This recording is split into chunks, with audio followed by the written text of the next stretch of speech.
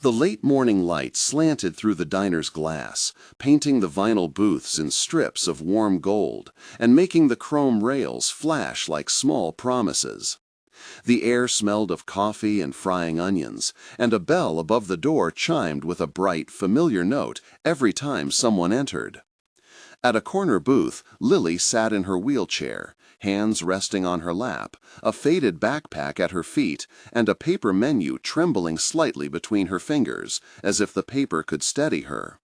She was 17, had been born with a congenital condition that limited her leg movement, and she wore a light blue scarf, the way armor looks when it is also a comfort. Two teens at the counter, Derek and Nolan, nudged each other and laughed through mouths that sounded too loud in the small room. Derek flicked his wrist, and the milkshake that had been sitting by the edge of the counter wobbled and sloshed as if the world had tilted on purpose. Then Nolan called across the room, voice thin and sharp, and the laughter landed on Lily like stones. Their friend Mark joined in, louder this time, and a fork clinked against a plate in time with their jeers. The waitress Rosa halted mid-step, her apron smelling of lemon cleaner, eyes flicking between the group and Lily with the hesitation of someone who had seen trouble at breakfast too many times. A child at the next table, Ben, paused with a fry halfway to his mouth. The hum of the jukebox dipped, as if the song itself held its breath. If you believe that kindness can change a life, like this video now and share it with someone who needs to remember that we can be better. The moment felt sharp and small and endless all at once. The room reacted like a pond after a thrown stone. Marcus the cook, shirt still dusted with flour and with the metallic clang of the back door echoing in his shoulders, peered out from the kitchen window, mouth set as if to speak, but swallowed the sound. Elena, a schoolteacher who came in for the 11 o'clock coffee every Thursday and whose handbag always smelled faintly of lavender, frowned and rubbed a hand over her forehead. Tom, a regular who always read the morning paper at the counter and whose shoes scuffed the linoleum with a soft rhythm, lowered his paper to see better.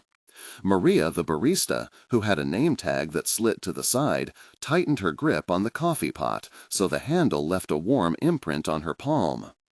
Officer Ramirez sat in his squad car outside, but had wandered in to use the restroom, and now stayed at the doorway, the leather of his uniform creasing as he shifted weight from one boot to the other.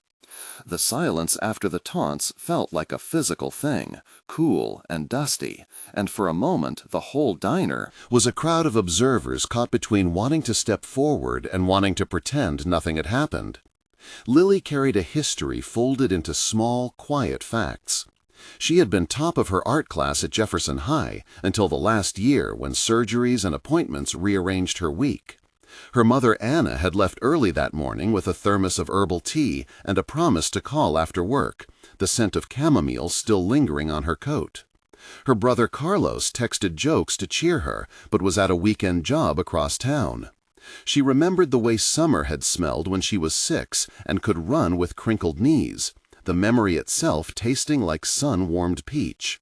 That memory did not erase the long months of doctor's offices, the way hands in sterile gloves smelled like medicine and worry, or the times classmates had whispered and pointed when she navigated the cracked curb outside school. But it also held the soft pulse of things that kept her steady. Her sketchbook, with pages full of crowded, gentle drawings, the feel of graphite under her fingernail, and the small certainty that art could open doors where words failed. She kept these details close because they were the map she used to find herself when rooms turned cold. The humiliation escalated. Derek leaned forward and rapped the tabletop with a hard palm, voice low and cruel.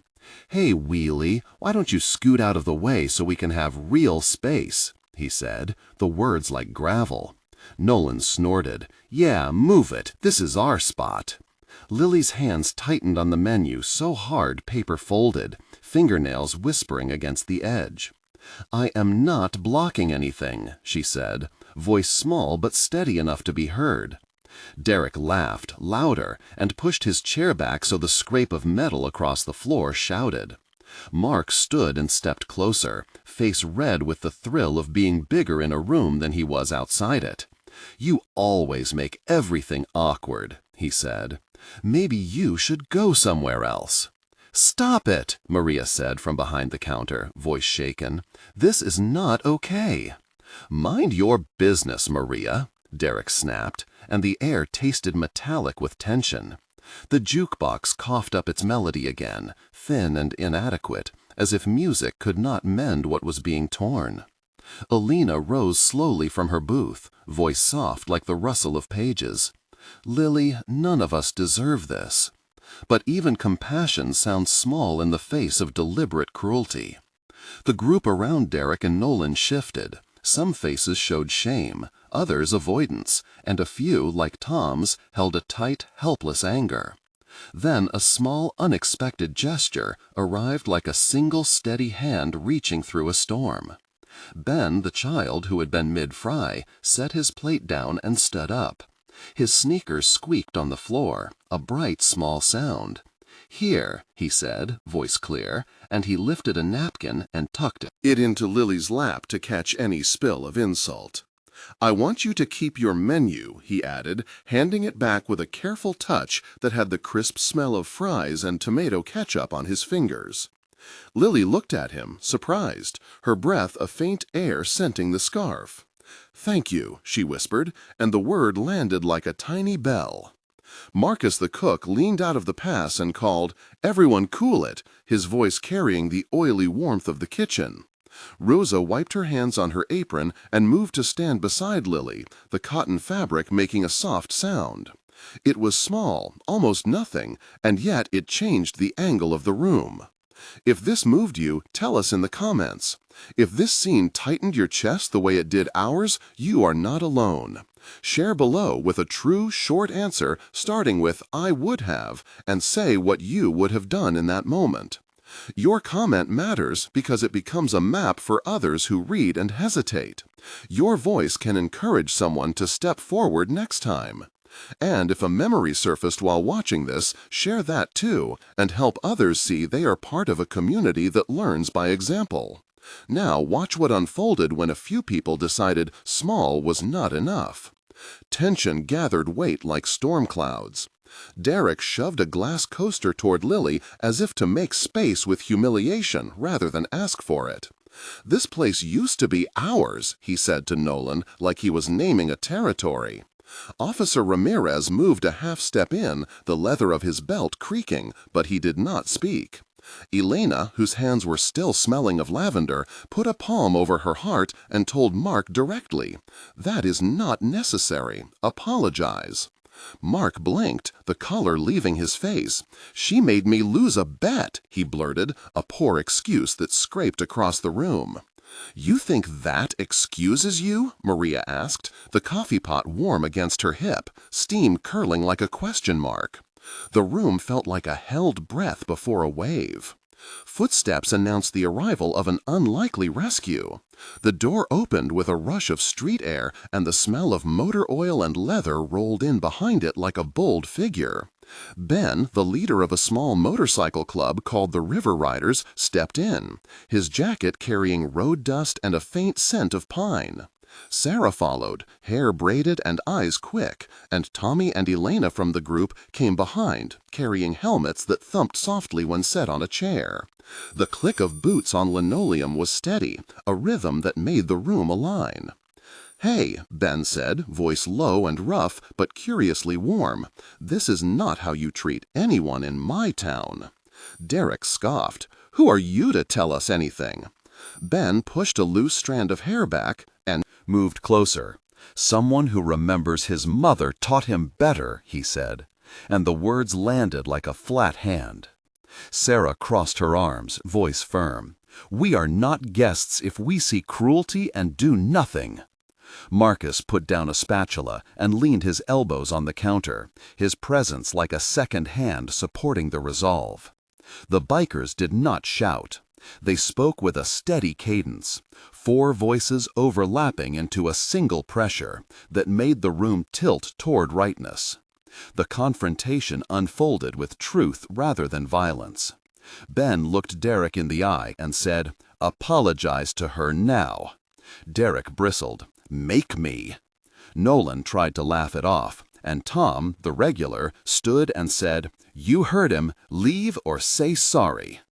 Officer Ramirez moved to the doorway and said, "No one needs to get arrested over a misunderstanding, but respect is non-negotiable."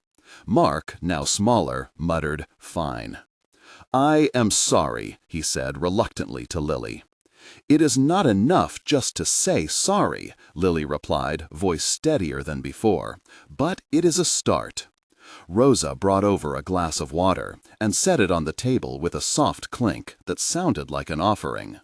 Maria, cheeks flushed, said to Derek, "You are better than this. Show it." The room shifted. Some patrons applauded quietly. Others wiped their eyes. Elena sat back down, relief like lavender in her breath, and Ben placed his helmet on the seat across from Lily as if offering company. In the weeks that followed, the diner became a different place. 1 month later, Anna had received calls from several patrons, including Rosa and Marcus, who had organized a fundraiser to help cover Lily's art supplies and a specialized tray for her wheelchair. 3 months in, Officer Ramirez had arranged a meeting between Lily and the school principal, where Derek and Nolan were required to attend a mediation, led by Elena and a counselor named Miss Harper, who set up ongoing support. 6 months after that, the River Riders held a charity ride and collected enough to fund a scholarship in Lily's name at Jefferson High for accessible art materials. Names mattered in the story of recovery. Maria started a weekly art night at the diner and invited Lily to display her sketches. Tom donated a vintage lamp to the booth where Lily liked to sit, so the light would always flatter her drawings.